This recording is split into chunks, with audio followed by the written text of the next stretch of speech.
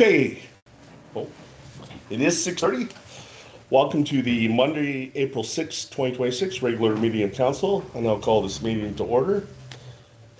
Any announcements? Councilor Beck. Yeah, I just want to say for our main agenda item for the SUMA convention resolutions package, and again, because SUMA is my employer, and that whatever, I won't be commenting in for or let's say against, Okay. Whatnot. Certainly as my my duty as a Warman elected official, I think hearing the actual discussion and staying at the table would be in order, but just know that comments for or against, I'll be withholding those. Okay, thanks for that. Any other announcements? May I ask just for clarification on that, Councilor Beck?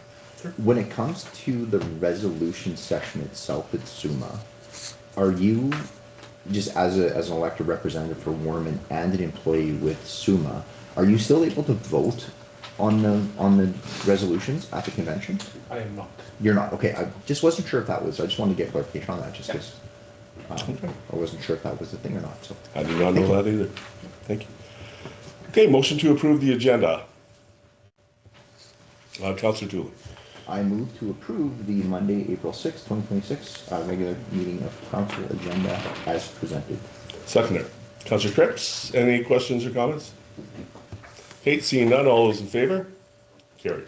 I should mention Councilor Johnson is away on a vacation, so not here tonight.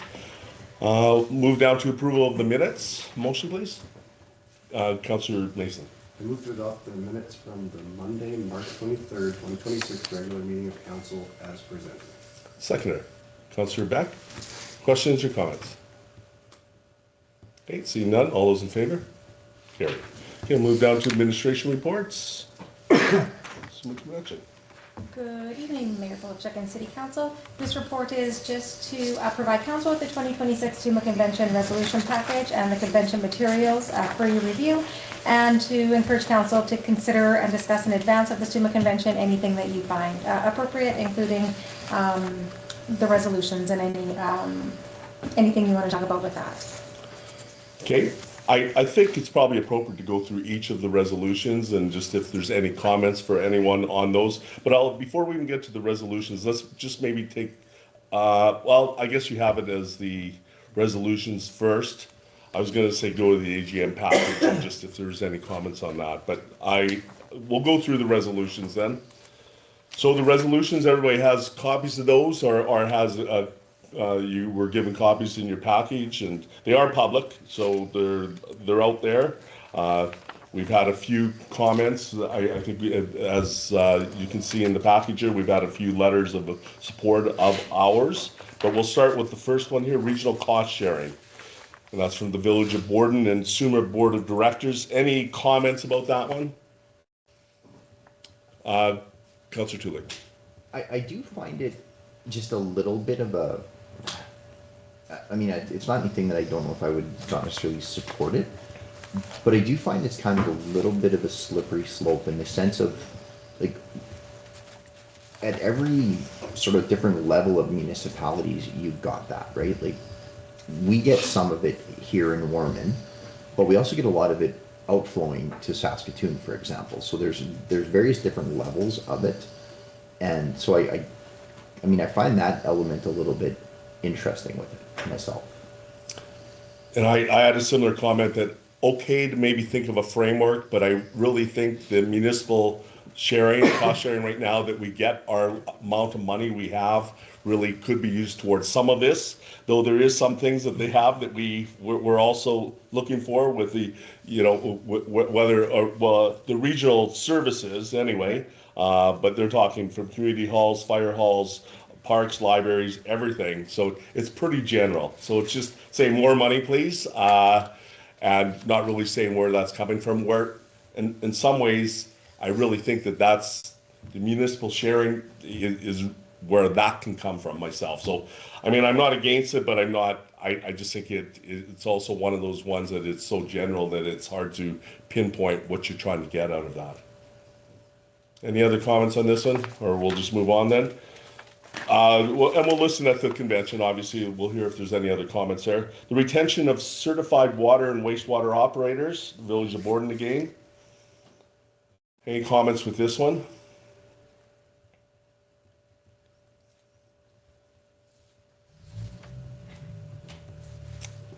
Councillor Seed. I think the only comment that I have about it is that it's, I think it's misguided to think that it's the provincial government's responsibility to ensure that, in this case, water operators are employed by certain municipalities and towns. Like if people don't want to be in your town, they're not going to be there. It's just that simple. So I actually don't support that resolution. I think that if a town, city, village, anybody's having trouble with retaining somebody, they need to come up with an attractive compensation package for them to stay. I mean, that's no different than EMS, fire departments, any kind of municipal staffing. Like if we, didn't have a city manager that wanted to be here, you'd have to sweeten the package, right? To try to incentivize somebody to come in. And I don't see that being a provincial responsibility. Okay, other comments? I think it just keeps it as the small municipalities then, and it's trying to answer the question for some of those things. I don't agree with it either, in the sense that it is very general again, and it doesn't really get to what they're looking for specifically. I do understand that the problems as the quality controls, the training and all those to get into more remote areas, but that also becomes areas like wastewater and water become a little bit more regional concerns then. You need to start thinking bigger. It is itself manageable the way it is. Okay, no other comments on that one? Municipal transparency requirements. Any comments with this one?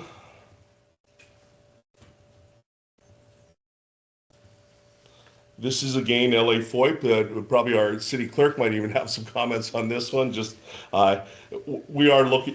It's costly. We don't see all the work that ends up coming out of something like this. So I think we're just trying to get how much again. And I know City Mayor's Caucus did work on this for a while.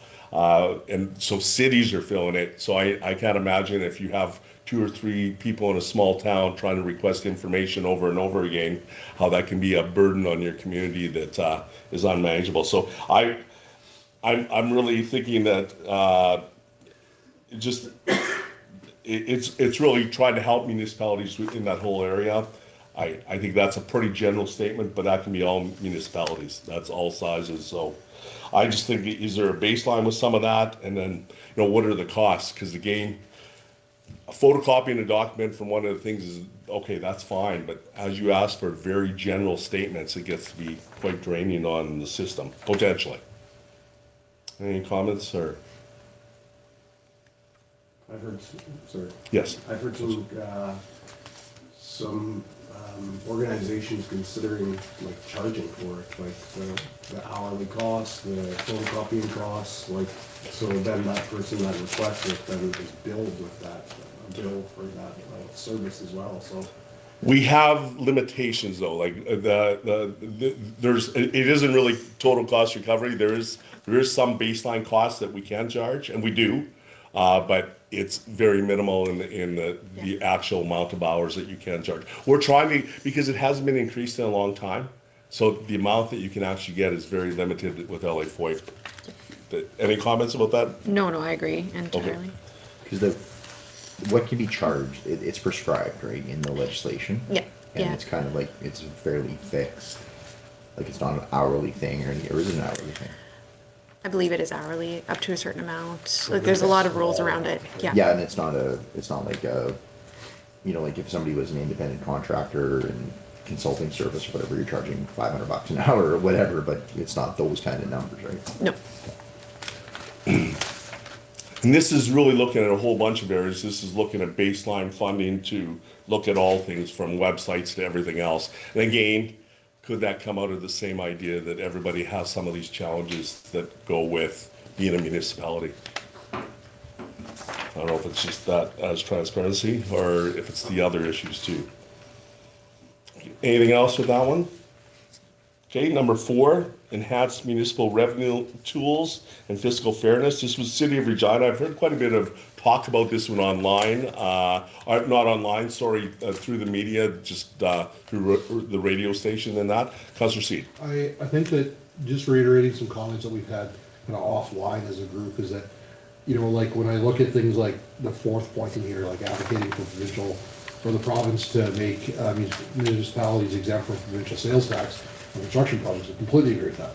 But we've got 3 other advocacy points in here that don't correlate necessarily to that. So my concern is it's either you support it all or you don't support any of it. Right? And when we look at one of the frustrations that I felt being at SUMA over the years is that when we see these resolutions and we hear problems that communities are happening or experiencing,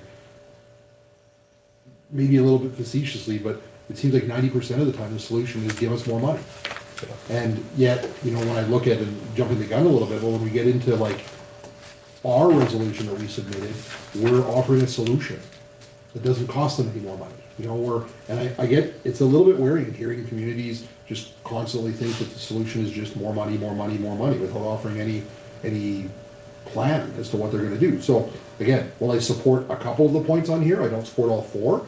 So I would have to be against it, which I don't like that, because there's certainly valid points here, but I think that that's one thing that SUMA will have to look at as well, is that I think when they're doing a resolution, it needs to be clear and cut to one thing, not for, you know, if they're closely aligned, so be it, but not, these are 4 distinctly different points that they're putting into one resolution. And I think that actually can be something that, I mean, that's a message I can take back through the city caucus. I don't know how far that's gonna go when it comes down to it, but that's even maybe some good comments to be made, you know, during the resolution session, is that because of the limitations we have on the number of resolutions that come out of each of the caucuses now, like it used to be a little bit more of a thing where you could make multiple resolutions, those would be vetted by the board, and then, you know, the board would kind of pick and choose which ones would go. But if there was merit to something like this being 3 resolutions, they would do 3 resolutions. Right. When each of the caucuses are only allowed a certain number of, you know, resolutions to be put forward now, I think I made a comment, you know, last meeting or whatever about, you know, the big beautiful bill kind of thing or whatever, where you bundle a bunch of stuff together. But if there's one thing in there that you're fundamentally opposed to, how many people are going to be not voting for it because of that? So I think that is a little bit of a limitation that, and I don't know if SUMA intended for that to be an outcome, but I think it is one of the outcomes that we're being faced with, is that, you know, they're not going to get sort of the exact thing that they want from the resolutions when stuff like that happening. Councillor Beck, maybe give us some insights? Yeah, so they're actually speaking to the resolution, you know, Okay. but more to the process. You know, certainly with this year, one of the opportunities through the SUMA conference would be the city session, right? And exactly that point, basically saying, hey, you know, when we are looking at these, there are, you know, different ways to look at it, and also like the number, I think could certainly be approached at that point, because obviously this is the first time around for SUMA on that, and while I see the intent as to where that they were going, sometimes you have to let the membership speak the way that they need to kind of get their point across, and this year could be one of those, you know, let's say unintended outcomes, you know, exactly for what's pointed out there. So very, you know, it would certainly be interesting to see exactly how this will get, you know, let's say approached and whatnot. Obviously, from my vantage point, any discussion after the SUMA conference, because we do a debriefing and that kind of thing, I can certainly bring that full circle. You know, so. I just want a couple comments, because I think ours is the same way. There's points that I think people support within it, but not all of it. They maybe want compensation, but they don't want to increase the scope. If you don't want to increase the scope, you have to vote it down. And so in some ways, we got grouped into doing our 3 into 1 in the same way. Just to speak to this one, I actually agree with the creativity here of saying, because some of this is coming from, PA took it upon themselves, I believe, to look at having a tax at their hotels, a leisure tax that they put back into trying to get national events. So I think they had a very purposeful reason of doing that, and we want to try and make that, you know, the goal of that was to try and turn this into, is there creative ways that cities this is mainly cities, but this is communities can look at other ways of getting taxation besides just from property taxes. So some of the things here I agree with. And they can be fairly creative, and they're not for all communities, but they are definitely looking at, are there other ways to take advantage, like us building a huge recreational complex and having events that we have, is there ways of maybe having money that could go towards trying to get other events or other capital projects within our community? That's where PA went with it, the idea of money to go towards trying to get bigger events to fill their facilities that they currently have without raising property taxes, because it's trying to do a separate fund. So the spirit of this is right, but I agree that, and even the sales tax, I don't think that's, none of us want construction costs. Like when we're building anything for the municipality, we don't want to be taxing ourselves in some ways of paying that 6%. So I think that's one that the Construction Association took on as being a big one, that if, that could stimulate a lot of that. But I think it was the other ones, and it was the hotel tax potentially around facilities. That was one that they were looking at. Is there another way of doing it? And they're looking at SAS Power. Like they're looking at different options here. So it'll be interesting to hear the conversation, but it's what's been said 3 times now. I think they're stacked too high here, where each of these should be individual, have a discussion. It may make for a longer resolution, but I think we become a little bit clearer. It's almost doing a mission statement or a strategic plan with a whole bunch of stuff and not really having any clear stuff of what's coming out of it. So I'll be interested to hear where it goes. I like the idea of the creativity for cities to be able to look at how you can maybe generate more money for your community to have different things. Yes. I think that, so 2 points out of the conversation that we're having. I think that if, again, just because we have a representative with Sula here, if the board decides that like Resolution 2026-04 is something they want to bring forward, then I think that it's fine if it has 4 points, but then there should be voting on 04.1, 04.2, 04.3, and 04.4. If they agree with all 4 of them anyways, then we should do 4 separate resolutions within that package if it's been accepted by SUMA. I don't see any issue with that. I mean, I remember SUMA's that we've sat there, and I mean, you've been to, you certainly around the tables with more than I have, but like there were some that was 30, 40 resolutions. Yeah. Right? I mean, and some of them were completely valid and some of them were a complete waste of time. But at the end of the day, going from 4 to, from 20 or 25 is a severe cut. I don't think it'll fully encompass it. Now, with regards to the, like, I can appreciate what you're saying with the creativity, but at the end of the day, it's still a tax. And I mean, we can call it the breathing air tax if we want, but it's still a burden to I understand as communities, we need to come up with ways to be more, we need to generate potentially more revenue, but whether we get exemption from PST or create a hotel tax or create you're walking on our street tax, it's still just taxation to the residents. And I think that's where we have to be able to work more with the government for things like the provincial sales tax exemption, as opposed to worrying about, we can get all the revenue we want back from SAS Power, but then our power rates are just gonna go up, because they still need to make money to pay for the infrastructure that's there. So I think that's one of the problems that I look at, is that while as I support the provincial sales tax exemption, I don't support the advocating for reinstatement of money from SAS Power. Well, and even the sales tax exemption, like, it's been in there every year since and they've already said we're not taking it off. So by putting it in there and wrapping it up and not changing it, you've already eliminated it, because they said we're not taking it off. So you didn't even change it to be like on, provincially funded projects, right? Like try and alter it in a way where they'll have a look at it, because they're running a deficit. They've already told you no, like, so putting it in again and wrapping it with things you do want is kind of handcuffing that whole resolution, because we all know they're not going to turn over PST on construction. They're just not going to do it. And remember, these are not the provincial government taking this, but this is more advocacy to SUMA, where they spend their time spending. But you're right, you're saying it's already been spent that way. Yeah. Like, so then now you tie it in one that is an absolute no, with 3 others that you're hoping, Yeah. Councilor Dooley. I know one like this, they're probably could be like a little bit of history that goes with something like this too. Like when I look at that point number 3, I'm trying to remember what year it was that the province, when they came out with the budget.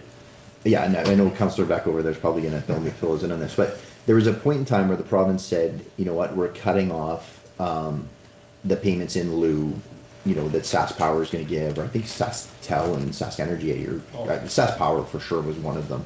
And that was, if I recall correctly, and City Manager, you may actually be able to clarify this particular point, but City of Warman, I don't think, were we getting anything from that grant in lieu piece, and that went away, or? We still get it, so if I remember Okay. correctly, and Councillor Beck might be able to correct me if I'm wrong too, but I think it was where as a municipality, you could like forego that grant from Sask Energy, and then the community members in your community, I think it was a percentage, so that they would then not be subject to that additional percentage on their bill. Okay, so it was a billing thing back to residents, but I know like the Sask Power one, and I may be a little bit off on this, but I think there was an element to it where municipalities that used to generate their own power, and then they could sort of turn that over to Sask Power into the provincial energy grid or whatever. That was kind of a compensation piece for that. Am I kind of remembering that correct? Anybody, you, want to Yeah, so just to start off, it was spring of 2017. That makes sense. It was that budget was not fun. Warman, I think we were affected, but it was very minimal, you know, in that kind of thing, in terms of like the property, you know, structures that we were going to lose out on. And I don't think it was all of them, but yeah, we knew this year, you know, there was certainly some of them. I do know that the province did limit the losses to municipalities, because I believe Yorkton was 3.8 million, and they were, special provisions kind of came in place that they enacted afterwards to limit it to the same amount as Saskatoon and Regina, limiting that to 3 million, because like they were going to be so adversely affected on that. Right. But yeah, you know, this year, like, it was basically to offset the property taxes. Some of that did have to do with the power generation. I don't know the specifics. Yeah. Yeah. You know, who cares? but you can see, we haven't got to the number 2 one, which I think is another one that I would like to see, that we don't collect education tax anymore. Then our property taxes would be 1/3 less. So in some ways, what we're collecting, because what we get, you see it in our payments, that what we collect it, we pay to the provincial government. We don't get any compensation for collecting it, and we do get sort of weighed on, that's my property taxes. That is your education tax. That's 1/3, about 1/3 is going towards education directly. So I support that too. But that's what I mean when it's all bundled up like this. We could probably have a discussion on each one of these 4. But I'm thinking ours is very similar. So maybe let's jump to ours, because proving access to emergency center compensation for fire departments. I think we want to have our talking points ready for this, and we'll get together on, you know, what we come up with. But I think we want to keep it to, we're making any points, we want to be very strategic with it, in the sense of we want to be very accurate if we're making any specific comments, and just so there's no coming back on that didn't really happen this way, because then it gets lost in the discussion. But we want access to emergency care. That's been our thing from the beginning, that we've been saying that we do not have the services we need. We need improved services. And then within that, we want compensation for fire departments. So they're different ones. We want, you know, we're trying to say that because our Warman Fire Rescue is doing so well, they're maybe being leaned on as support and being, you know, expected to cover at the beginning, which means, but they're not being compensated for that either. And we even want to take it a step further. The step further is that they would be able to allow to transport if that is the best option available, that we're trying to get. That's where the ambulance app being open. So we have a lot there. And if one person disagrees on, or people disagree on any aspect of it, it's going to get defeated. And that's really too bad. Councillor C, yeah. Well, I completely understand your point of, you know, we have a few things in here. Essentially, within our resolution, we only have 3 points. And that is to basically look at the ambulance act, open it up, make sure that everybody has the equal access, figure out what the cost sharing mechanism would be for that, because if the Ambulance Act is opened up, and Warman Fire, in this example, is allowed to then provide medical service and transportation, all we're asking for is to be compensated the same as another medical provider would be. So we're not really asking for anything that's revolutionary here, we're not asking for anything that's outside of the scope or budget that's already there. And then they're also with the third point of the compensating municipal fire departments for their role in that, you know, it's no different than our discussions with Corman Park as an example. And when we have Warman Fire responding to a medical call within the RM of Corman Park, they know that it's gonna cost money. They've already said, and they're in discussions right now, saying, we're not giving you enough. They know that. They know the cost of the ambulance that's now $350,000 was probably $125,000 10 years ago, right? So they're keenly aware of that. So I think that while there are a couple of different points that are within this, they do all directly link to each other, because I don't think you could have, if there is some way we could vote on the three separate points that are in here, I don't think you can have one without the other two. So Yeah, I think you could.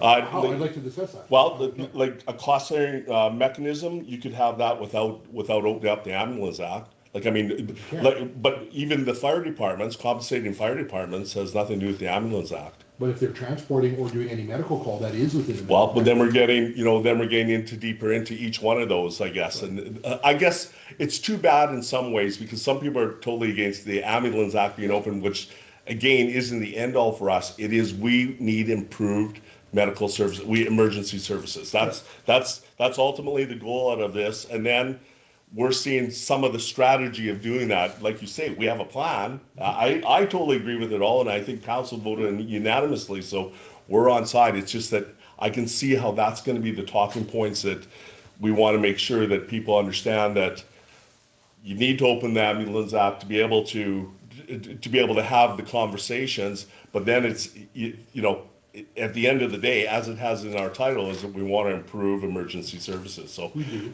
yes. The point, just one point to finish here though, is that within the Ambulance Act itself, there's very similar acts across Canada, specifically Manitoba, where they call it the Stretcher Bearers Act.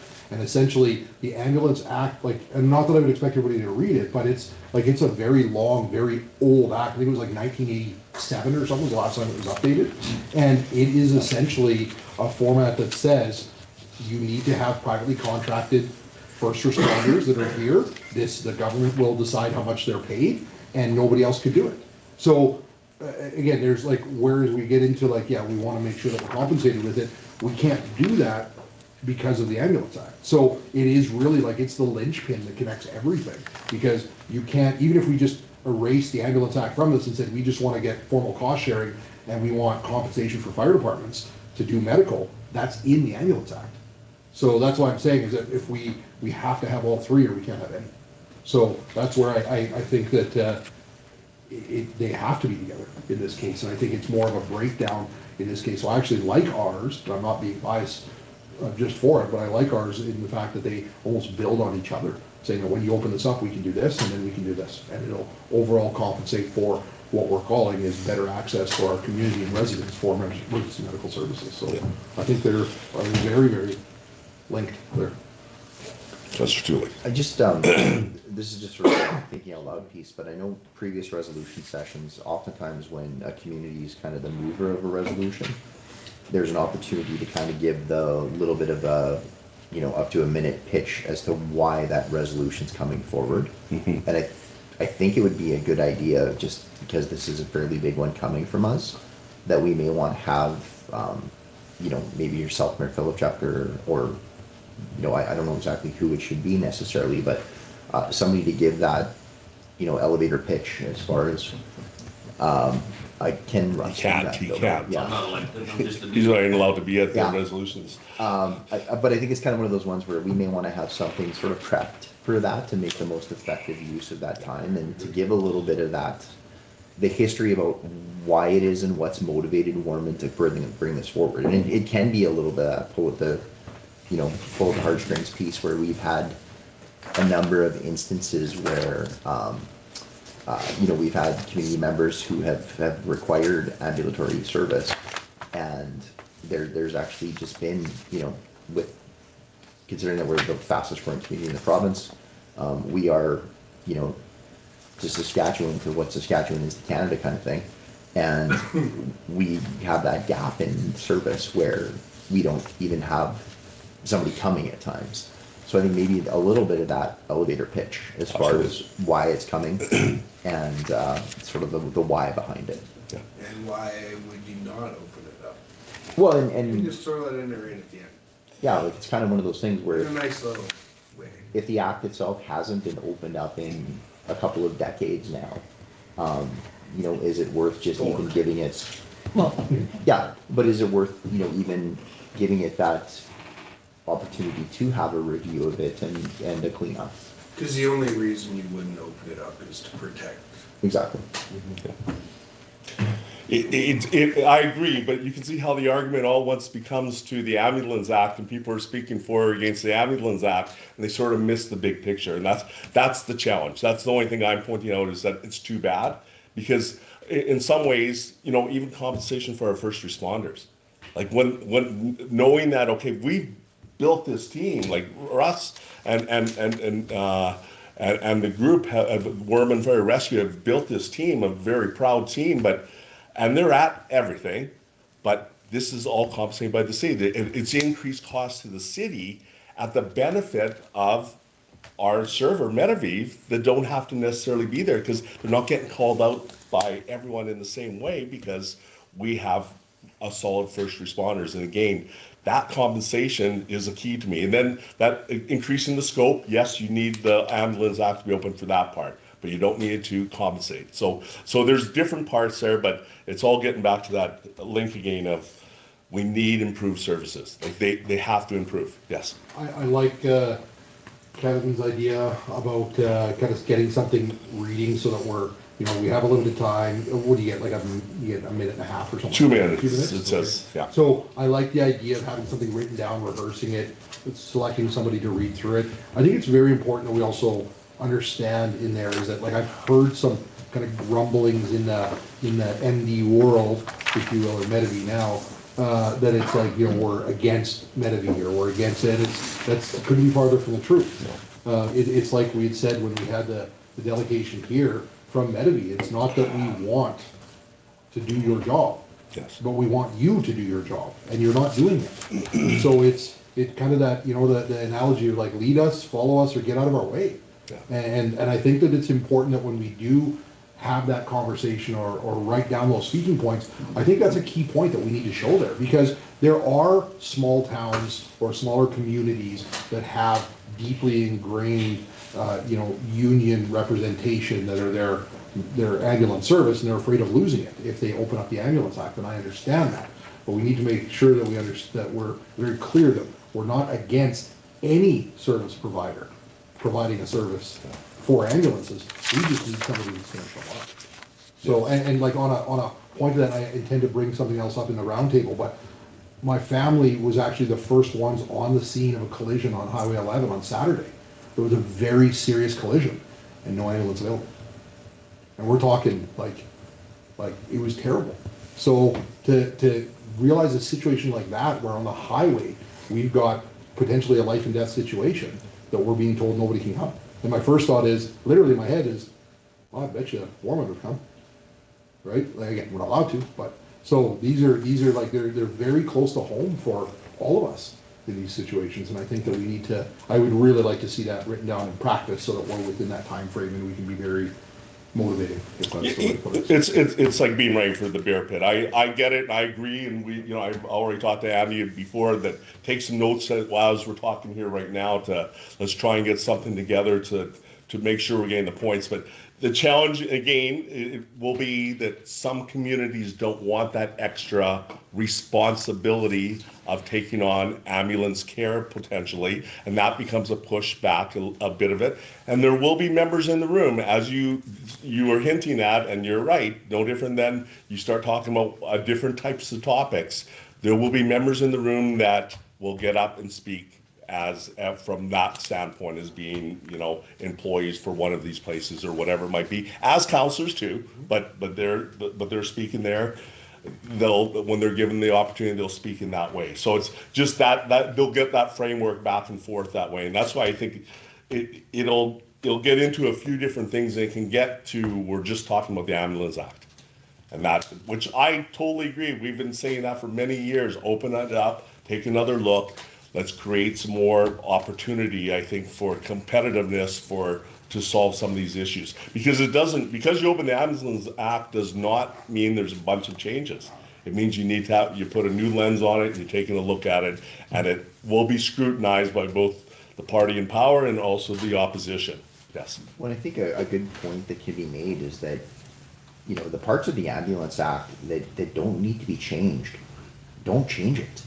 But where you get a community like ours, for example, where there's that gap in service, and that gap in service just comes from being a city that doesn't really fall within the context of a city in the bigger scheme of things. And like just even those little examples that are out there, things like an SJHL game, where you go to a Humboldt, you go to a Melfort, you go to Yorkton, you've got an ambulance crew that's probably there at that game. Whereas a community like Warman, you don't even have that ambulance service there at that game. So when something happens on the ice, and like we saw with the letter that we got from the team, when there's that injury that did happen, that is something that people probably really didn't even think of that to being a thing. Whereas, like you say, you go to a lot of those other communities where they've got that presence, and it's not even a thought there, because it's just there and it's ready to go. Whereas it's not an option here. So some of those practical examples even might be helpful, and I agree. Those are kind of the spots where, we're asking for it to be opened for what we're seeing in the gaps in our community and how our community is not being serviced. And the interesting part of all that is our community does feel like they're being serviced. A lot of them do, because of Warman Fire Rescue and first responders. Yeah. Because we did have people at football games, the first responders with their truck there, so it looked like we were being covered, like everywhere else. But again, it was a community service. Yeah, I did see Chief Austin had Yeah. that. Yeah, if I could. Yes, absolutely. So a couple things. Maybe what I'll do is, just from the marching orders from the discussion here, I'll put some practical examples and some things together as far as what our 2-minute elevator pitch would be as a city, and and get stuff together and actually work with Andy, so Andy can get you guys something that's wordsmithed and people would do in your thing. I have to do that anyway.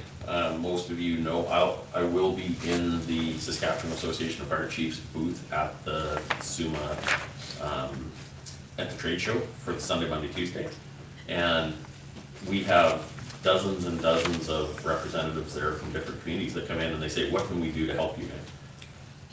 The same message that you'll be sharing will be the same message that I am sharing in that booth when people ask, what can you do?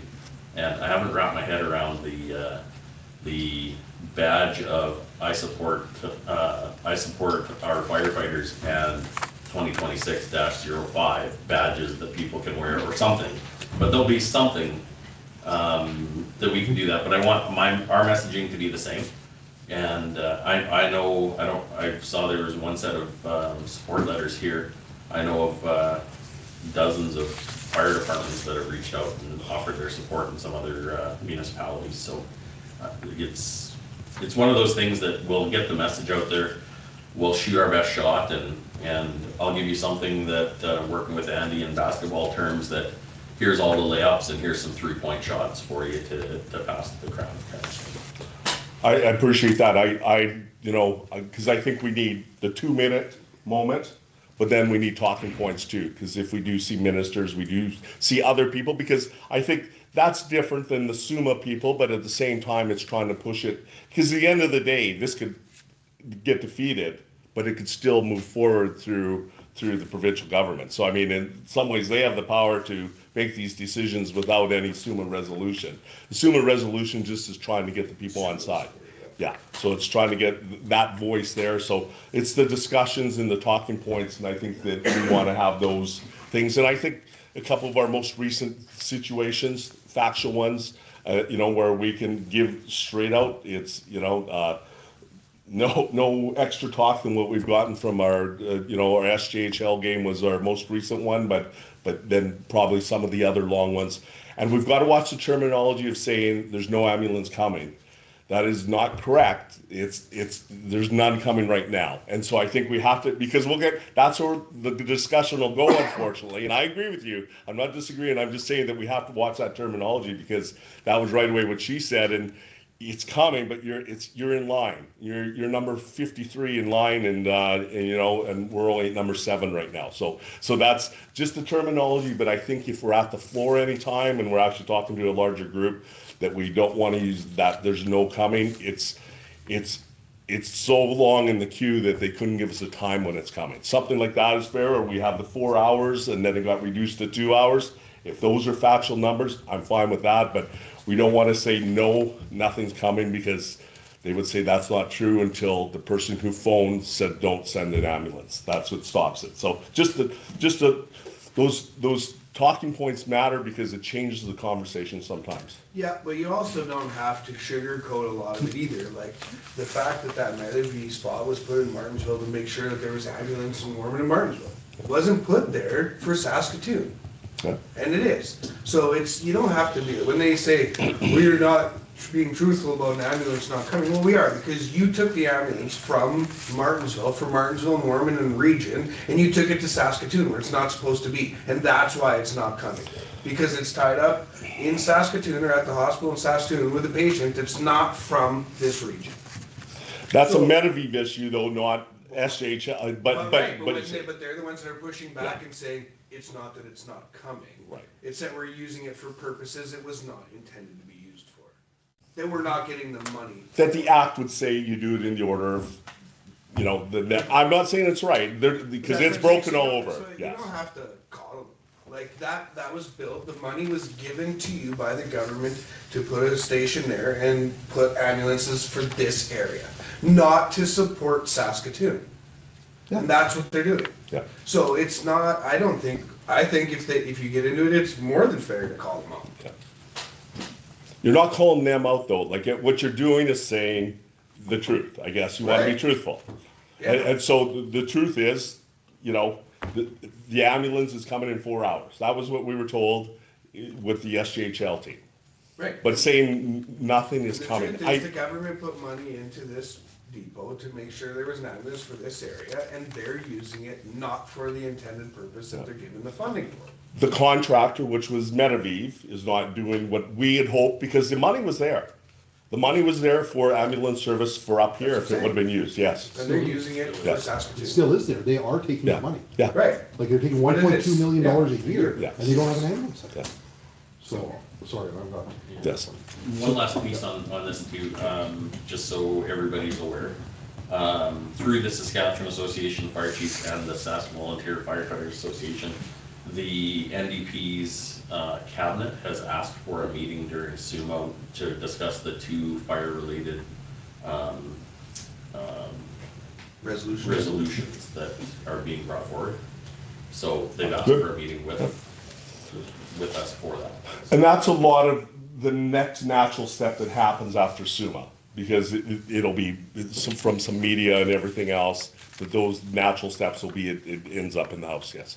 So, like, listening to the discussion, and obviously, like, I mean, the first thing I want to do is smack somebody and then talk about it later when it comes to this. But, when we try to talk about the wordsmithing that we're looking at doing, it's something like, yeah, maybe the ambulance is coming, but it's an unreasonable amount of time before, outside of reasonable scope of expectations of the community.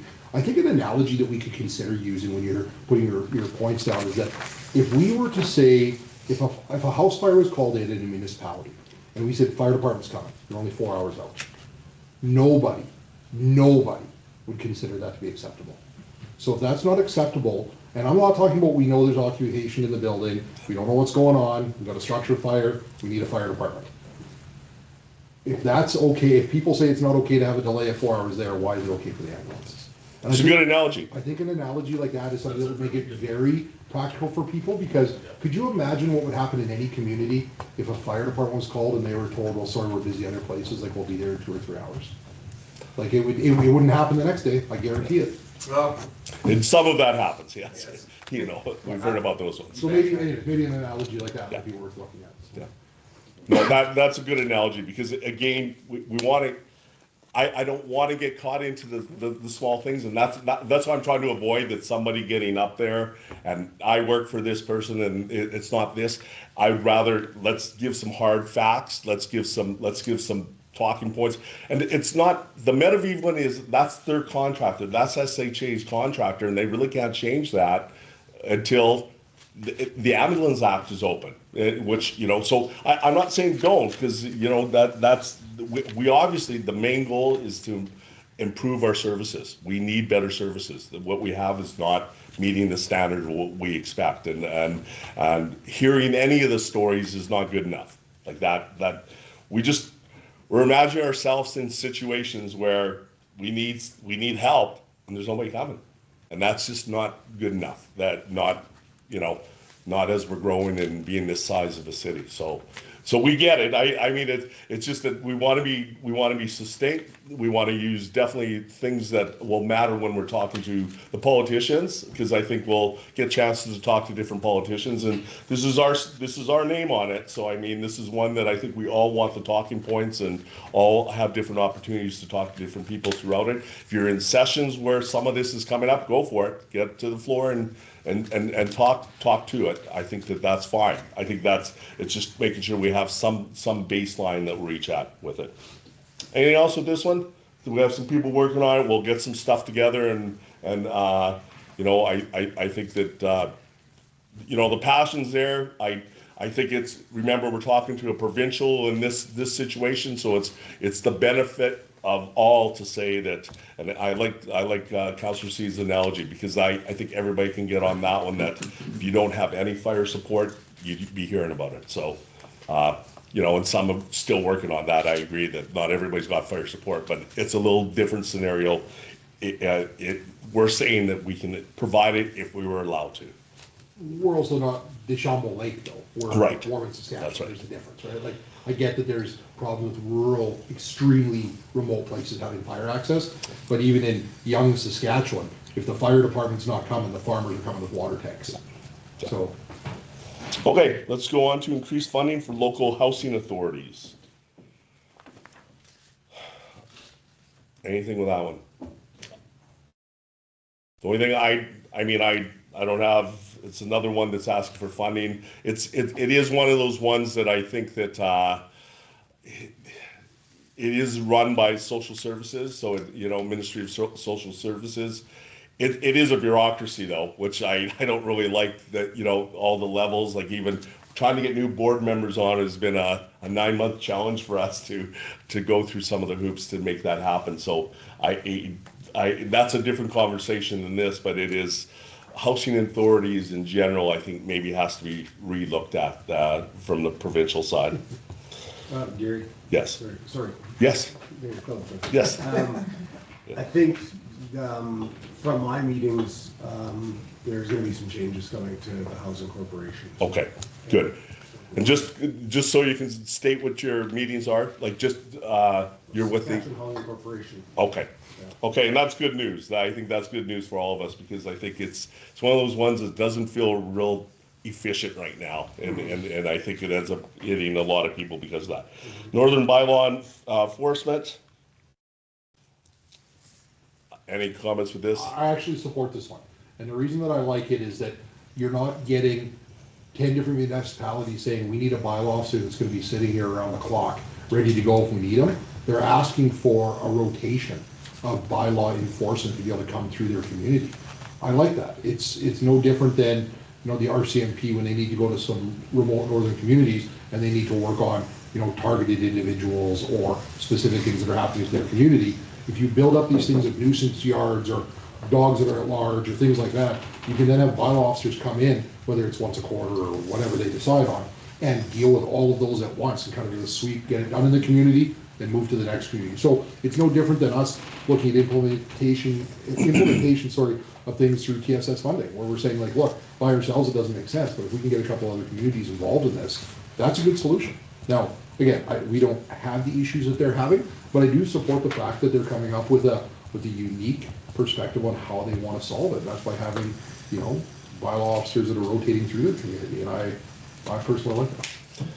I have it down as a no, and it's just again, I think they can do this. Through municipal sharing, the amount of money that they get, they could have a regional and create it. Do you need the province to really run it and be it that in that way? So that's my question with it. It was more as you get money as the size of your community. The bigger you are, the more you get. The less size you are, the less you get. But with that municipal sharing money, you can do things like this. And then this could even be something maybe TSS they could apply for if there's a few groups, because if it's rotating, that is a regional one right away too. So I think there's answers that don't necessarily be the provincial government taking care of it, but it's the idea is not wrong, but just how it's funded potentially. I guess just to clarify that point, I guess when I read it, what I'm thinking of is maybe that means the government provides a plane for the people to go to the community or something like that, that would be outside of the scope of, you know, Pine House having to pay for, you know, a bylaw officer to go to the next community and pay for all of that, whereas if the government was,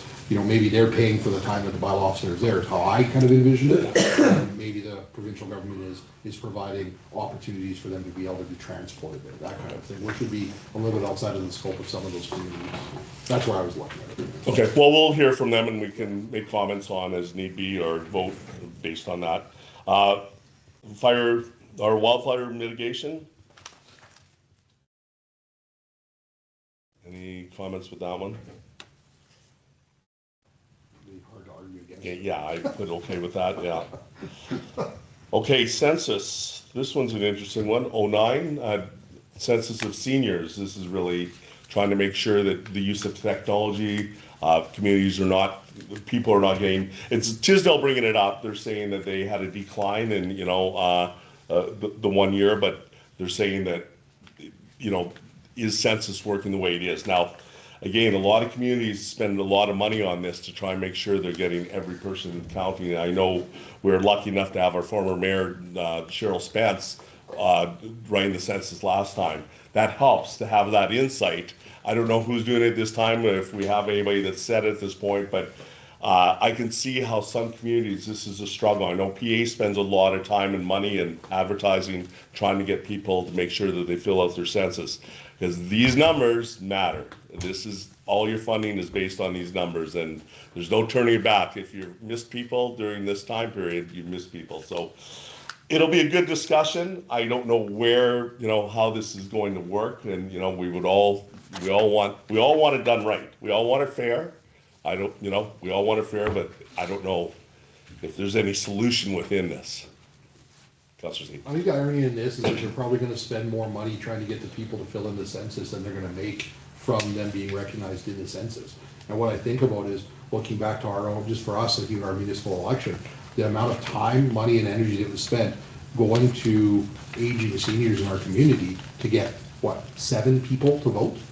You know, like, definitely providing the opportunity, but you look at it and go, as the population ages as well, the reality is that they don't care to be involved in that process anymore. They've spent their 30, 40 years doing it. Now, I'm not saying they shouldn't be counted, but maybe there's another methodology there to go to ensure that they're counted rather than trying to get individuals to fill out the paperwork. Because my grandfather's 91 years old. He put a census form in front of him. He could care less as long as he gets his next meal. He's happy. So, but they have people that'll do all that stuff for you. But it's just trying to make sure that that happens. Because again, that's definitely a demographic that needs to be counted and recognized. It is one of those things. So it's a pretty wide open topic in a lot of ways, and it is federal, but it has an impact. And I mean, it will be one that I hope, you know, from our communications to our council to everyone, we take it serious in every way possible that we can try and make sure that people are getting it filled out. I don't know, like just having public services open, like libraries or places like that, even like, or anything, any places that you can try and get the people. I think where a lot of get lost are the back suite people. Like that ends up being where they don't realize there's somebody in the back, and that it can be 3 or 4 people that you can end up losing fairly quick, and that adds up. And community our size, you miss 10, 20 places like that, that can have an impact on money. Again, interesting discussion. Reimbursement for fire department services on provincial highways. Sure, yes, absolutely, like, Got a question on that. yes, I was gonna actually ask Chief Austin, so in the event that we have, if I'm reading this correctly, Highway 11 is a provincial highway. So if we have an impaired driver, let's say hypothetically, that crashes a car and runs away from the scene, and we've got fuel leaking everywhere, and it's into the ditch, and it's into the water, and we gotta go and do everything we have to do to mitigate that, we don't get paid? 9 times out of 10 you do, and Right, okay. our city manager will vouch for back in the accounts payable days. It depends on who gets the paperwork from SGI. Okay, It might be someone who's worked there for 3 or 4 weeks, and it might be someone who's been there for 17 years. They choose to accept or deny any bill that comes through. If they don't like it, they won't pay it. Okay. If your address has, if we submit something, for example, that says Highway 11 at the Central Street exit, they won't pay it. It has to be 3052 and the highway, because they say, oh, no, that's under the Cities Act. So in this particular case, what happened was there's a large fertilizer spill outside Balgoni. The fire chief signed the paperwork with GFL to come clean up the spill. NSGI denied it, so Balgoni got a $130,000 bill. ridiculous. And then Estevan just got one just a little while ago for $14,000 for the same thing. Services rendered, but SGI denied. So there, there is a okay, loophole. well, reading into this would almost sound they didn't have a person at fault, so they didn't put it, they had no insurance Yeah. to put it on, so they say no, then the one who claimed it, ones who did the service just did it. And that's what happened with the fertilizer spill. The truck leaked a bunch of fertilizer, but they never caught the truck. Right. And it was just all the fertilizer all unloaded within a kilometer down the highway and was never found. Right, because that's a pretty slippery slope. I mean, you're gonna get fire calls, and you're gonna go, well, do they have proof of insurance before we come? Well, that was actually, we've had fires in our province with that. Will we get paid? If not, we're not coming. So I know, I agree with you. It'll be, again, there sounds like some fairness stuff here, but it sounds like an SGI being tough on some of the stuff that just needs a little bit of straightening out with that, so. And finally, research farm closures. And this is by the Sooner Board of Directors. Any comments on this one? It sounds like a certain area, they just don't want to lose these research farms, so I'm interested to learn more about it. I don't know a lot about it, so. Yes, I support it. It's not because it's 25 jobs in the town of, wherever. That's not the relevant reason for me. It's that when we're talking about having research farms across our province that are benefiting, these are things that we don't necessarily know. They have the, one breakthrough that they develop the next greatest, latest widget or something like that. Like, that's one thing, but I think that having these research farms that are doing, as it says, long-term economic success of the prairies and our agricultural systems, we can't undervalue that. And cutting away some of that research and development across the prairies, I think, is a dangerous thing. So I do support their. and again, it's a general statement, but we don't know enough about the specifics, but I know what you're saying. And again, it's the size of the areas potential. We don't know the other side of it, why people, the same way when we cut something, like, it's good to know both sides of that. I guess just my question mark with this one is SUMA the right advocacy channel to be advocating with the government of Canada, or should it be an FCM advocating on something like this on behalf of, municipalities? Because because generally SUMA to me seems to be the organization that their interfaces with the provincial government, not necessarily the federal. So I do have a bit of a question mark from that aspect of it, and if there's even the capacity there to be lobbying the federal government. Yeah. Any other comments on any of these? And thanks for the discussions, because those help, and then hearing obviously both sides, some of the debate at SUMA.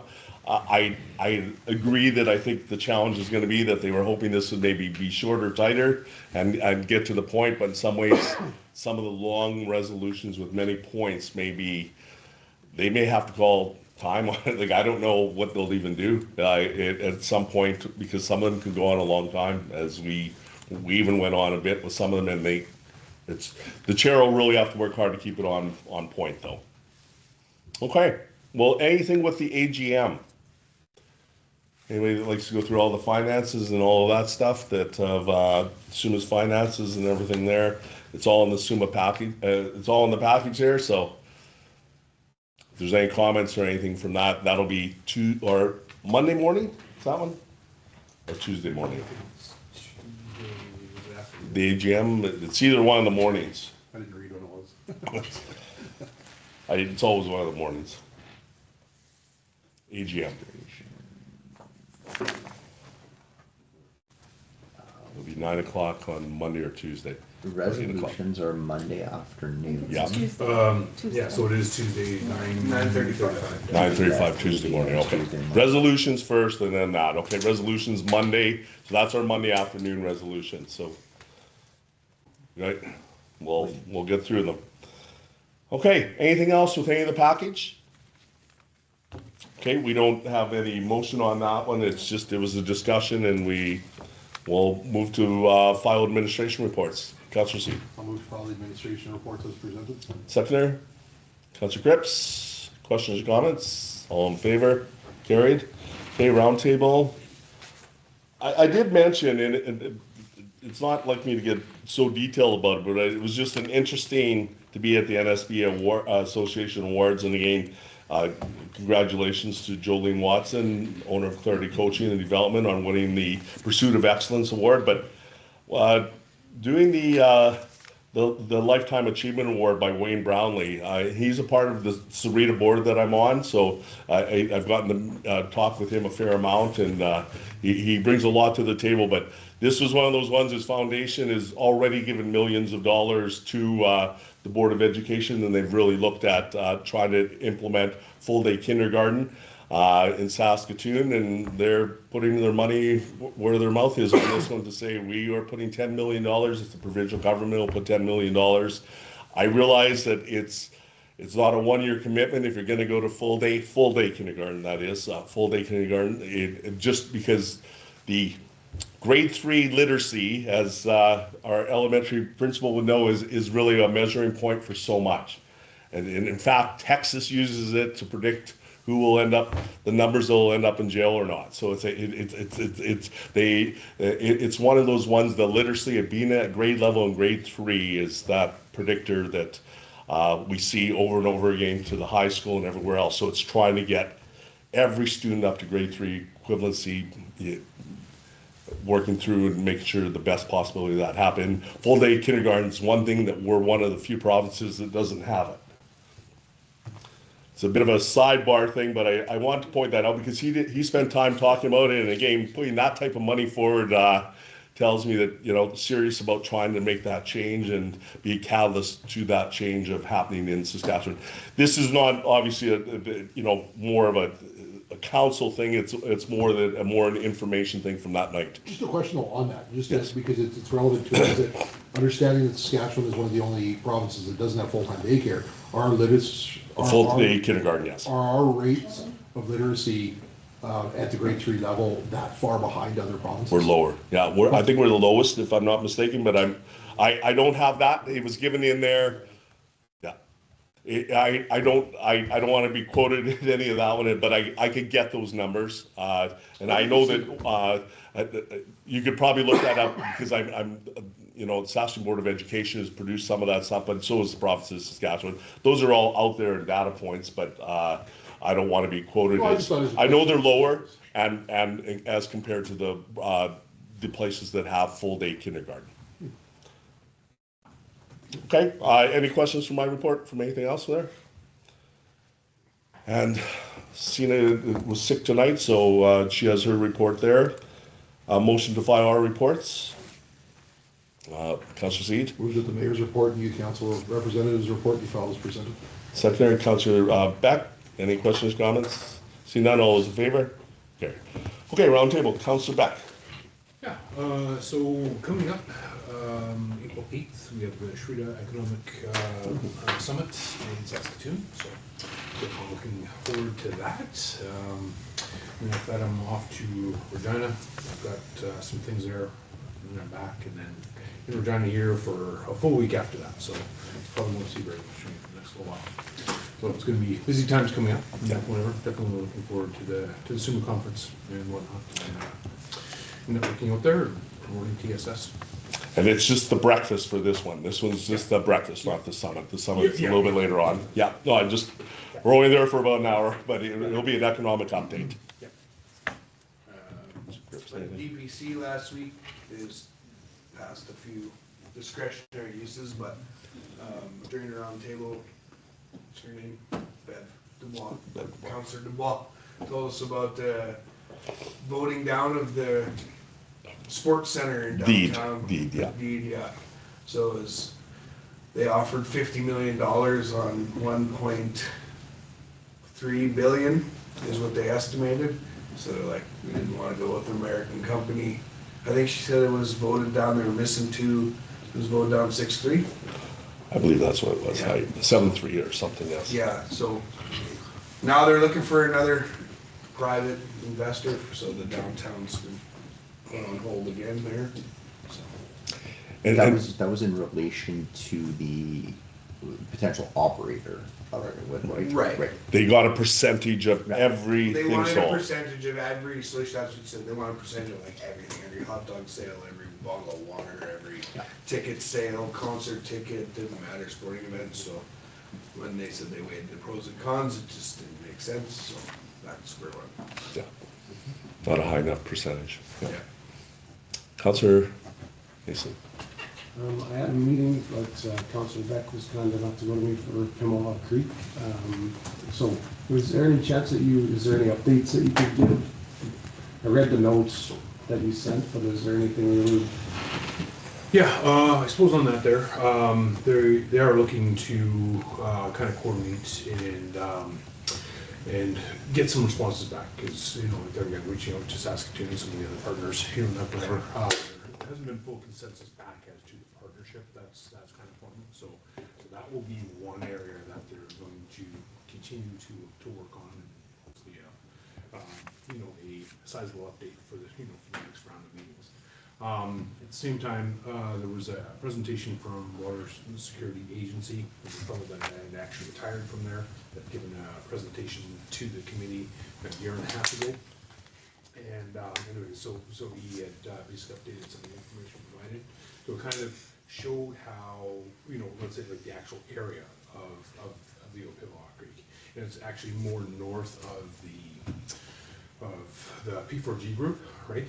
Because it was kind of talking about who could we coordinate in terms of bringing this, and because a large percentage of those municipalities are with P4G, and trying to get consensus on that aspect, but because the range is so far more north than that and whatnot, that it's really questionable as to how to measure that and let's say advocate for that particular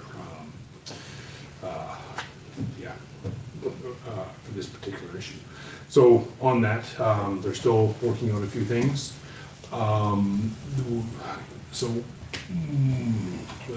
Like the monetary funds behind all of this to kind of coordinate that. There's nothing in the bank to kind of start on that. Martinsville, Warman, there again, we have basically said we need to understand the program, know who our partners are before we move forward. So we're still, let's call it technically on the sidelines, where Osler and Corman Park have let's say adopted it in terms of moving forward. So from that particular partnership, they will be looking at doing a targeted sector support application.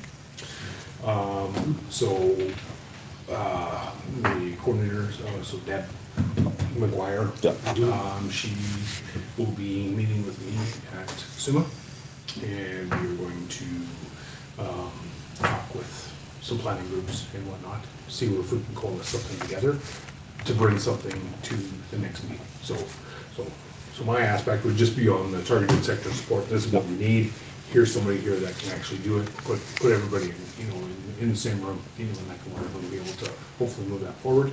And then with this year, bring it back to your committee, like whatever, to see whether or not Osler and Cormer Park would move forward with it, or if Warman and Martinsville could then join in if the money is there. So there's a lot of things that are moving parts right now. You can really see that, you know, that the effort is there. Just trying to see if we can kind of bring it all full circle.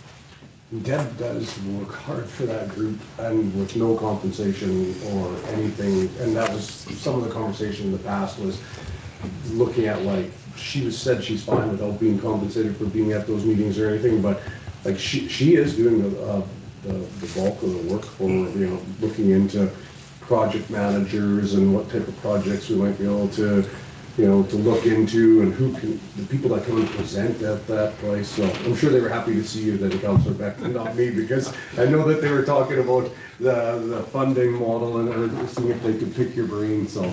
So I do have a story on that. I don't necessarily know that everybody in the meeting was pleased to see that. But you mentioned on there, let's say, like in terms of like the project coordinator, and let's say like the information that they're working with. Like a lot of that past information, because it has had so many different people and it's been such a long duration and whatnot, like the historical documents really haven't been there. I will say that the group committee, like whatever, were not aware of the ISL study that we had done for the area between Martinsville and Saskatoon, or pardon me, between Warman and Martinsville, you know, that kind of thing, and how the open law kind of affects that. So I did send off the ISL information to them, you know, that whatever, and I'll, you know, be highlighting that aspect. Because like one of the things behind the project coordinator, and this is where like the WSA presentation and we kind of talked on it, like there's quite a few different layers of the previous studies that have been done. LiDAR technology has certainly increased and whatnot. The area is somewhat different, you know, not whatever. So they're really looking to tighten up some of that, but also kind of take what we already have and be able to put that so that way there we can layer the terrain, you know, with that previous, you know, flow models, historical water levels, things like that, and whatever. So that way there we can kind of show that, because like the floods of 2012, 2013, you know, and that whenever were certainly highlighted in there. Yes. And actually with this year, they figured that the water that we were seeing was actually the water table, you know, not whatever, for the whole entire basin, you know, kind of, so like raising up. And that's the problem with a lot of the elevation that we have between Martinsville and Warman, you know, and that whatever, is that elevation just isn't there. When the water table does rise, it's an inherent problem, right? And that kind of thing. And I think that really kind of influences everything that we've kind of talked about on the node and everything there. So yeah, you know, so like they're again kind of coordinating all of those different models. That's where I do have a recommendation for, you know, for a plan for them. So awesome, appreciate it. Okay, thanks. And that probably even ties into Councillor Seeds, because we heard Okimahon Creek at our rock meeting. The rock meeting. So a little bit, definitely some discussion on that. So it'll be interesting to see what comes out of some of the discussions that are there. Other points of the rock meeting was just really a focus on the city of Warman and Martinsville and Saskatoon, just talking about regional cost recovery. There's a lot of conversation about that, and just using it as an example, and not specific to, but just as an example, when the city is developing infrastructure to move beyond their current municipal boundaries, they need reassurance or confirmation that the plan is going to continue. It's like saying you're going to have 10 apartment blocks that are going to be on the west edge of Warman, and the infrastructure is built to do that, and then you have a private developer come in kind of halfway through it and go, no, we're going to change it, make it this now. And it really affects kind of that cost recovery and how that can be implemented from a city standpoint.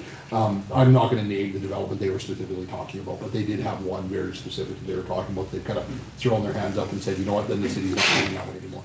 We're going to start moving other ways, because this just screws up everything.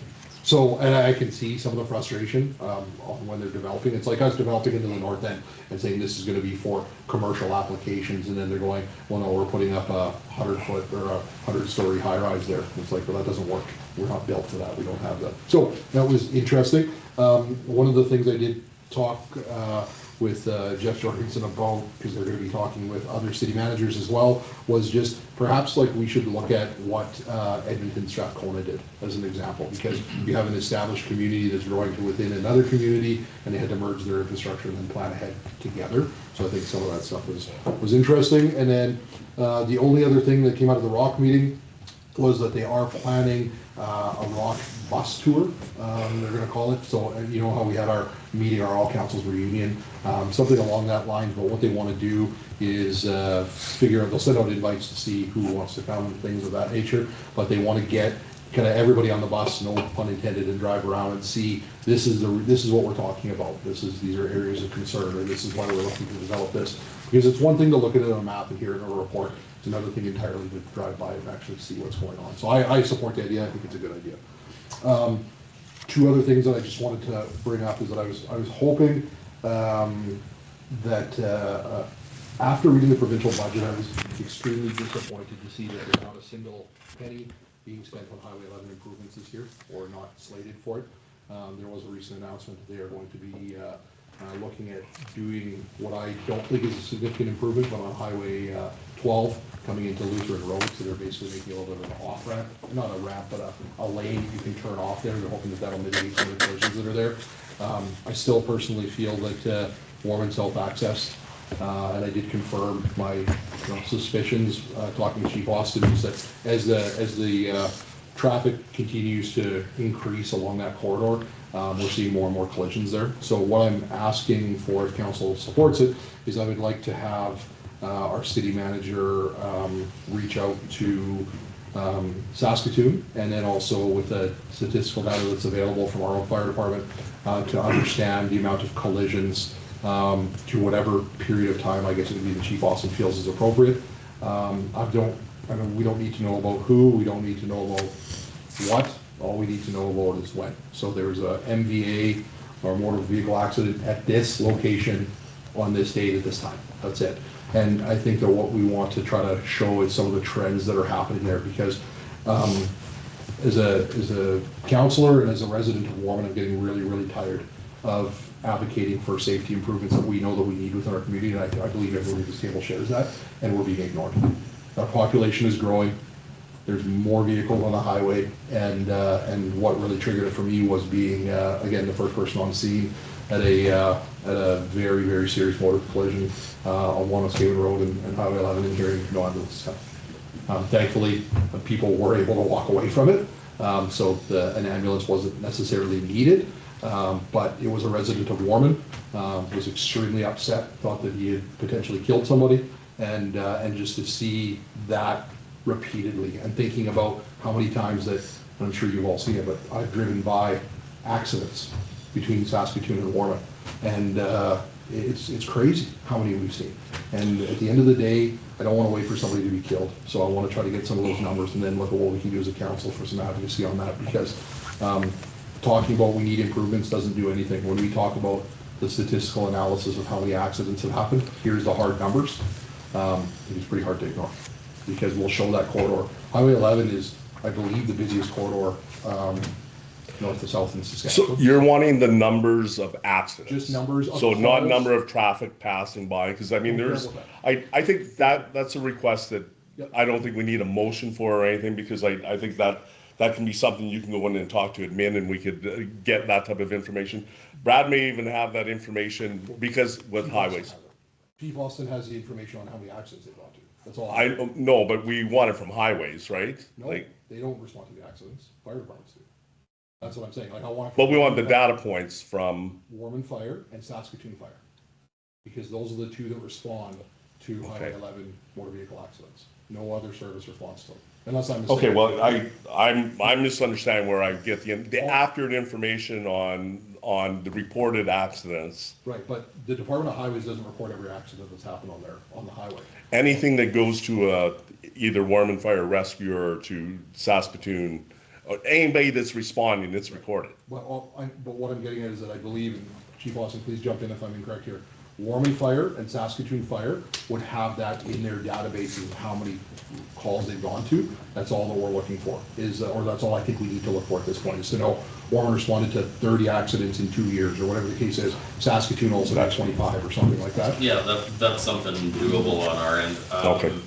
But I mean, just what your worship is saying to either the ministry or SGI.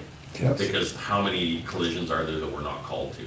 I bet you there's 10 collisions to every one we go to. Okay, fair enough. But But I can tell you for sure, I don't have the exact number, but I know since they paved the road to the south access, and then they started building that multifamily in Martinsville there, and building out that way, that intersection's gotten extremely busy for Right, so compared to where it has been. I'm prepared to, like, again, obviously, we don't really have to ask our own fire chief, but Yeah. I would like us to ask City of Saskatoon or SGI or whatever the case is, and if we face any roadblocks on that from a personal standpoint, I'm completely prepared to do an LA FOIP on the information. It should be open information, because Sure, yeah. again, that, a lot of times we're getting that information from highways, they get it from SGI when they're making any decisions on it, because again, we felt like we were fairly close last year with the Minister of Highways, then they changed the Minister of Highways, and about with looking at an interchange, but that was, Yeah. you know, because that was ultimately where we were trying to get that south I entrance agree, that way. that's where it came from, is that I'm It's another tired of frustrating. waiting. I'm Yeah. just tired of waiting. Let's get let's get the facts, because I think the facts, you know, then I think I think getting the facts on, from SGI and from wherever it is. I always got it from Brad in the past through SGI, that like, that would be where I'm getting it from. Whenever I'm talking to highways, you get some of those data points. Another one that would probably would even be our P4G, like somebody like Rebecca, because doing all that advocacy with highways, we've been trying to do it as a region too. Yeah, wherever we can get it from, I mean, I'll leave it in city manager's hand, or city manager's hands, sorry. But I think that also it would be important for statistical information, not to look at 1 or 2 years, because then people are gonna say it's a spike or it's not a trend. Whereas if we could look at whatever is a good set, I don't know if it's 5 years, 6 years, 10 years, whatever it Trend type. is to show that there is you know, an increase happening, I think that would be valuable information. It'd be interesting when they did those improvements from that point, what's happened. Yeah. Because I think before that, those improvements weren't there. Yeah, absolutely. So, and then just the last thing, and I don't expect anybody to have it right now, but we had spoken at a meeting before the new year about the potential of looking at for Remembrance Day, putting up banners along Centennial. And I think we were gonna look into kind of costing where we could get it from, what that would look like. And I just wanted to make sure that that's still on the radar, that we haven't forgotten about it, so that if we do get to the point where council decides they wanna do that, I don't wanna be scrambling in October to try to do it. I'd rather kind of have our ducks in a row, and then if we know what it costs and we wanna proceed with that as a council. Now, I believe you two are both on the Remembrance Day committee. Yeah. I would be fine if an email went to the coordinator with that and CC Paul on that Just we too. didn't meet last year. Okay. That's the point. Okay. I wanna make sure that it's, and I think Fair Chief enough. Austin might have had some knowledge of somewhere that somebody can print the banners or something like that, or, I'm not sure, I know one of our firefighters brought a banner to the fire hall, but I don't think it was Legion endorsed or whatever. Okay. But I do believe the Legion endorses certain things. yeah, I just wanna put it on the radar, because I know there's a million things that we could think about or not think about or anything like that, so that's all. Okay. Thanks. That's a good thing. Sorry, well, from your first one there, one thing to remember when we're all talking to Rock and P4G and that, and they're talking about growth in the area, the one thing that gets overlooked and we gotta remember too is that airport. Because that airport has no plans of growing to the size of the region, and I don't know who's gotta do it to keep pressure on it, but it's gonna get left in that. It's gonna get forgot about, and that airport is going to literally stunt the growth of the region. So I think Rock and P4G are the ones that kind of gotta keep bringing that up and bringing it to the forefront and putting pressure on that airport that, you know, without you guys are gonna stunt growth, because if you're not getting the flights coming in and out, the businesses are not going to. Yeah, fair enough. I'll bring it up to the next rock meeting. That's a bit of a strategic priority too, I would think. It's on there, yeah. Yeah. That's true.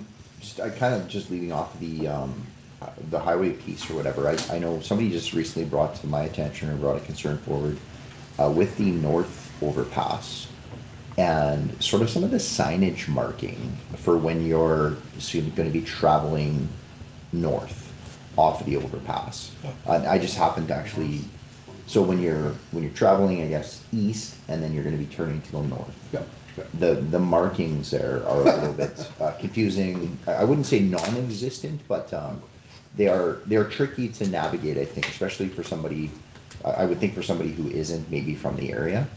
I traveled it often myself, just going north towards Prince Albert, and you know there's a few times even myself I've gotten to that corner. I sort of second guess which one do I turn at. So if there's maybe a little bit of a conversation we have with highways, around seeing about getting some of that signage improved a little bit or clarified a little bit better, that might be fantastic. So that's just kind of one, and I know that's not within our boundaries, but it's a little bit of a thing that's come up. Brad does have access though to talk Yeah. to them all the time, so. Yeah. Make a Yeah, note. that's good. So I think that might be a good one to have a bit of a conversation about. The other thing that just was kind of on my radar to talk about was I just had one of the SAM advisory meetings here last, I think it was on the 25th of March. And just a couple things that kind of came out of that meeting to report. SAMA does have a new chief executive officer. So Betty Rogers, who had been the previous CEO, she's retired. And Sean Cooney has moved into that position. Sean was internal with SAMA already. He was their chief assessment governance officer. Previously, he's been around SAMA for a number of years. In fact, he goes back as far as his dad had actually been CEO previously, I think, at one point in time. So it's kind of a family affair for that particular family. So I think he's going to be pretty fantastic in that position. But something else that's happening with SAMA is their current chair of the SAMA board is, I believe, coming due fairly soon, and he's actually not going to be putting his name forward to continue on in that role. So that their chair is appointed by the province. I'm assuming that Minister of Municipal Affairs is probably working on who that appointment's going to be. And I think even at the board level, one of the representatives had been Dawn Looning from the city of Moose Jaw, and I believe she has actually stepped away as well. And Don Kilmer from Prince Albert has actually stepped into that role. Yeah, that's kind of all I have for right now. Anything from the meeting? Not a lot. I mean, a lot of stuff with Sam is pretty. It's not real exciting, earth-shattering stuff for the most part. So no changes in. No changes at all. Like one thing they are doing is Municipal Affairs is doing a governance review with SAMA, and they've hired a contractor to kind of be a part of that review structure. I think they're reaching out to municipalities with some questionnaires and that kind of thing to be asking some questions. I haven't seen the results. Okay. Okay. Thanks. I was wondering if anything's coming there. Okay. We'll go to other reports. Turbidity report. Motion, please. Councillor Cripps was first. I move that the turbidity report for March 2026 be filed as presented. Seconder, Councillor Beck. Questions or comments? Okay. Seeing none. All those in favor? Carried. Motion for accounts. Councillor Tooley. I move to approve the city accounts as presented by checks numbered 4054 to 4098 for the total amount of $173,677.28, and payroll vouchers numbered 21738 to 21810 in the amount of $125,050.94 for Monday, April 6, 2026. Seconder, Councillor Mason. Any questions or comments? Councillor C. I just have one question. Yep. And I did speak to City Manager Roosevelt Hebert earlier today, so I apologize, I forgot to mention this one. I don't need an answer right now. But under, for home styles, we have handy special events, an amount of $915.97 for furniture. I believe last year I brought up the same thing. We were going to look into kind of the business case of owning versus renting. And I understand tear down, take away, stuff like that is all a factor. But I mean, we had 2 chairs and 2 backdrops at a table for $1,000. That's a little rich for my blood. So I'd like to just understand, what the cost of buying that for ourselves, seeing as that it's not a complex setup. So I just think that we have to look at some efficiencies, and every dollar adds up. So I'd like to see kind of the business case for that. And before next home sales. That's all I got. Okay. Any other questions or comments? Oh, sorry, 3 chairs. Okay. All those in favor? Carried. Motion to adjourn. Councillor Tooley. Move to adjourn the Monday, April 6, 2026 regular meeting of council. Seconder, Councillor Seed. All those in favor? Carried. Thanks, everyone. Good discussion. Helps prepare for SUMA.